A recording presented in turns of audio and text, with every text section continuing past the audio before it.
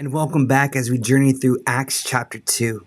Today we're going to focus on verses 14 through 21. And I got to tell you, man, this is super encouraging, especially if you're struggling with the past. We're going to take a portion of scripture and then we're going to be encouraged by timeless truth. So let's dive in. But Peter, standing with the 11, lifted up his voice and addressed them, "Men of Judea and all who dwell in Jerusalem, let this be known to you and give ear to my words.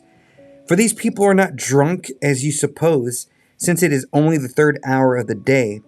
But this is what was uttered through the prophet Joel. And in the last days it shall be, God declares, that I will pour out my spirit on all flesh. And your sons and your daughters shall prophesy, and your young men shall see visions, and your old men shall dream dreams. Even on my male servants and female servants, in those days I'll pour out my spirit, and they shall prophesy. And I'll show wonders in the heavens above, and signs on the earth below, blood and fire and vapor of smoke. The sun shall be turned to darkness, and the moon to blood, before the day of the Lord comes, the great and magnificent day. And it shall come to pass that everyone who calls upon the name of the Lord shall be saved." So you remember it was Peter who gave this sermon here. It was just 7 weeks after a devastating betrayal, abandonment, the very crucifixion of Jesus, when transformation actually started in Peter. Peter was the very disciple who crumbled under the pressure, and he denied Jesus 3 times. And you remember, not only did he have that shame and that guilt, but when he saw the risen Lord, can you imagine the shame then? Where Jesus would meet with them in John chapter 21, offering not judgment, but a clear path forward, where he would tell Peter, "Pete, feed my sheep." It was a swift restoration, and it underscores a powerful truth. Ready for this?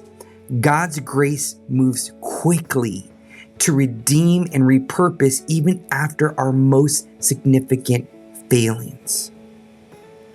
Peter's story is a beacon of hope for anyone grappling with the past mistakes, whether it occurred weeks ago, months ago, or even years. So if you or someone you know is trapped in this cycle of self-blame and shame, remember Peter's experience. God doesn't hold on to our past failures. Instead, he uses them as a backdrop for his boundless forgiveness and the unveiling of our true purpose. And just as Jesus lifted Peter, he offers you the same grace and freedom. Release the chains of the past and step into the restoring embrace of God. I just want to encourage you, church, that if you're stuck in shame, if you're stuck in guilt, seek him for forgiveness and enjoy the grace he offers you today. God bless.